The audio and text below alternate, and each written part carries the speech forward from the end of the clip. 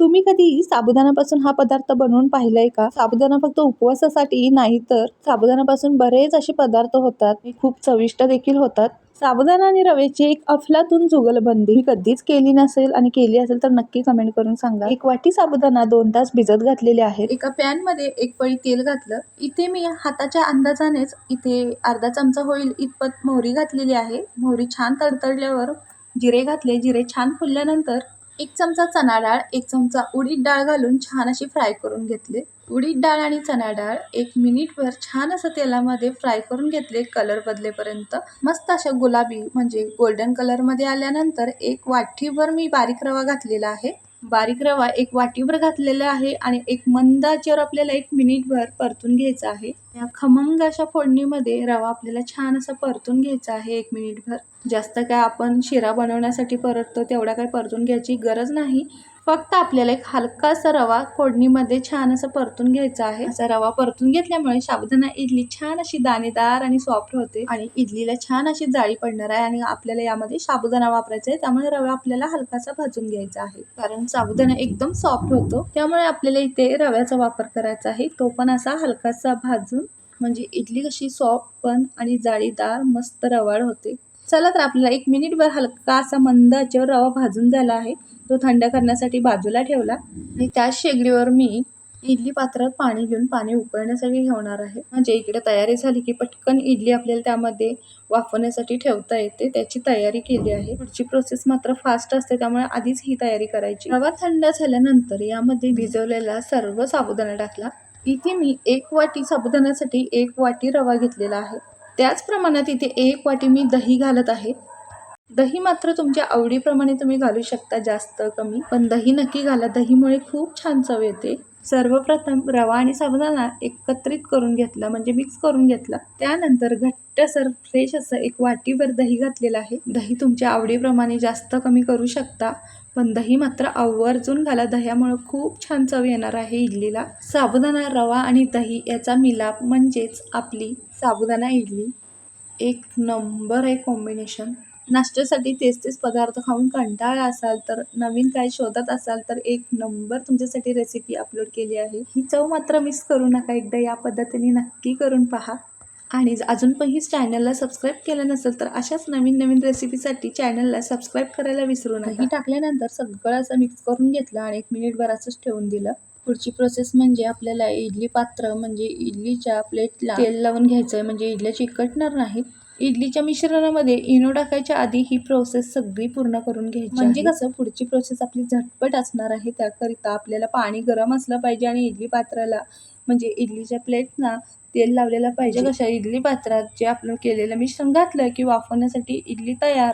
कारण आपण इनो घातलेला असतो, त्यामुळे पुढची प्रोसेस फास्ट असते. ते मी तुम्हाला पुढे दाखवते.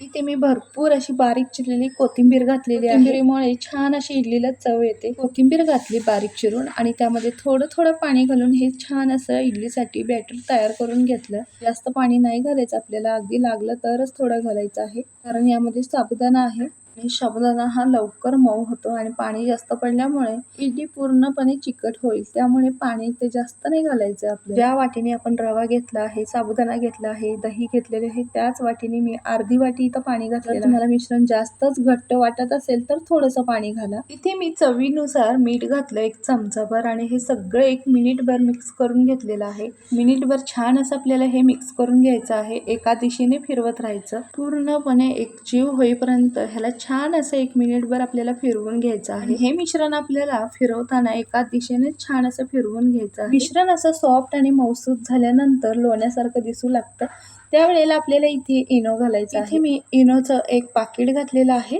जर तुमच्याकडे इनोचं मोठं पाऊच असेल तर त्यामध्ये 1 चमचाभर तुम्ही घालू शकता आणि या पाकिटमध्ये सुद्धा 1 चमचाभर इतपत इनो असतं, त्यामुळे हे पूर्ण पाकिट मी घातलं. इनो आपल्याला ॲक्टिव्ह होण्यासाठी ते थोडंसं पाणी घालायचं आहे, म्हणजेच इनोला छान असा फेस येतो आणि त्या फेसामध्ये आपल्याला सगळं असं मिक्स करून घ्यायचं आहे, म्हणजे पीठही आपलं फेसाळलेलं जाळीदार होतं. हे इडलीचं मिश्रण छान असं फुलण्यास मदत होते, त्यामुळे आपल्या इडल्या सॉफ्ट आणि जाळीदार दाणेदार होण्यास मदत होते. आणि हे आपल्याला चांगलं फेटून घ्यायचं आहे आणि फेटताना आपल्याला एका दिशेनेच आणि 1 मिनिटभरच फेटायचं आहे. आणि असं मिक्स करून झाल्यानंतर पटकन आपण तेल लावलेल्या इडलीच्या प्लेटमध्ये हे मिश्रण भरायचं आहे इडली वाफवण्यासाठी. अशा पद्धतीने मी पटापट सगळे तिन्ही प्लेट भरून घेतलेले आहेत आणि एक एक करून इडल्या वाफवण्यासाठी मी या इडली पात्रात ठेवलेले आहेत. म्हणजेच आपण इडली भांड्यामध्ये मगाशी पाणी उकळण्यासाठी ठेवलं होतं, ते पाण्याला छान उकळी आल्यानंतर हे आपल्याला प्लेट्स त्यामध्ये ठेवायचे आहेत. तिन्ही प्लेट्स मी इडली पात्रात ठेवल्या.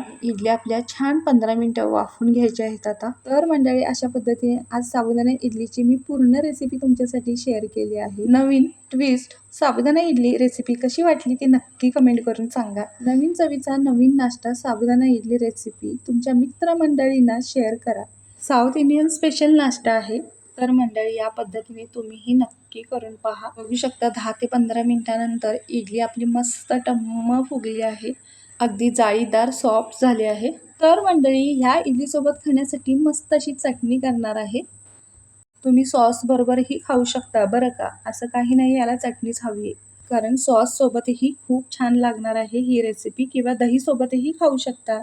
ओल्या खोबऱ्याची बिना फोडणीची चटणी करणार आहे. तर त्यासाठी ओलं खोबरं घेतलेलं आहे, मिरची घेतलेली आहे, जिरं, कोथिंबीर, 4 लसणाच्या पाकळ्या घेतल्या. तुमच्याकडे जर कैरी असेल तर कैरीच्या 2 फोडीही घाला, खूप छान लागते अशी चटणी. माझ्याकडे आता अवेलेबल नाही म्हणून मी नाही घातली. आणि अशीच मला बिना फोडणीची चटणी खूप आवडते. तुम्हाला जर फोडणी घालायची असली तर तुम्ही घालू शकता. अशी आपण रवा भाजताना जी फोडणी घातली त्याच पद्धतीने फोडणी घाला नक्कीच. फक्त कढीपत्ता घालायला विसरू नका. तर आज मस्त अशी इडली आपली तयार आहे साबुदाण्याची, मस्त सॉफ्ट जाळीदार, बघू शकता तुम्ही. तर मंडळी, अशा नवीन चवीची नवीन साबुदाणा इडली रेसिपी तुम्हाला बघून कशी वाटली ते नक्की कमेंट करून सांगा. रेसिपी तुमच्या मित्रमंडळींना शेअर करा. रेसिपीला लाईक करा, सबस्क्राईब करा. आज ही दाखवलेली साबुदाणा इडली तुम्हाला कशी वाटली किंवा तुम्हाला आवडते का, तुम्ही कधी केलात का, हेही मला नक्की कमेंट करून सांगा. तुमची कोणती पद्धत आहे करण्याची तीही मला नक्की शेअर करा. तुम्ही ही रेसिपी अगदी झटपट 10 ते 15 मिनिटात करू शकता. फक्त साबुदाणा मात्र भिजत घालायला लवकर विसरू नका. नाश्त्यासाठी प्रत्येकाने एकदा तरी ट्राय केली पाहिजे अशी चविष्ट इडली आहे. नक्की करा आणि सांगा बरं का.